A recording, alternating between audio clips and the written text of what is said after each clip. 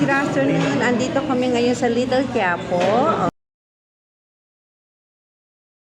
Okay, I am with my friends.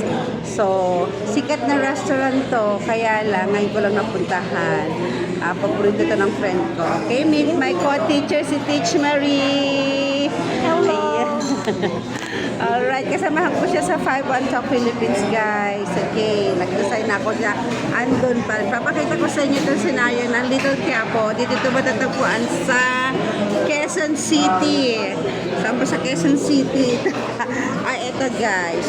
Ayun, Sige, pipicturean ko na lang. Papakita ko sa inyo. Wait, guys. mas malalim ito, yung Disney. Yun ma, makapag nakapag Dati nag-order ako ng gano'n. Pwede po puro laman, pero dito pwede. Ayoko ng laman. Hindi masarap ang kari-kari. May second floor to.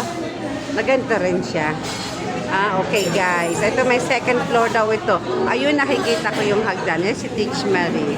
Yay! Thank you sa blowout. Ayun guys, nakikita nyo yung hagdan papunta sa second floor.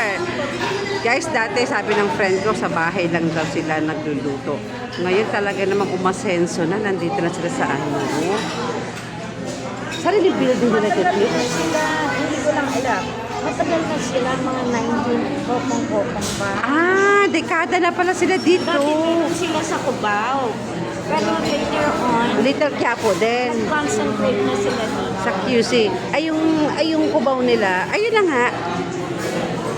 Yung Cubao nila, dati doon lang sa may Aurora. Ngayon, ando pa rin. Wala na. Dito na. So, dito na sila. Dati sa Cubao daw sila, guys. So, dito na sila nag-focus sa may Quezon City Street ito, guys. Sa Malakas. Ipapakita ko sa inyo yung address nila. Ayan, guys. Very, very big na lunch time. And I guess sa taas, ganun din puno sila. Sabi ng taxi driver, guys, hindi daw to nawawala ng customer. 24 hours ba? Hindi. At 10 ng gabi. Ano sa umaga? Makalimutan.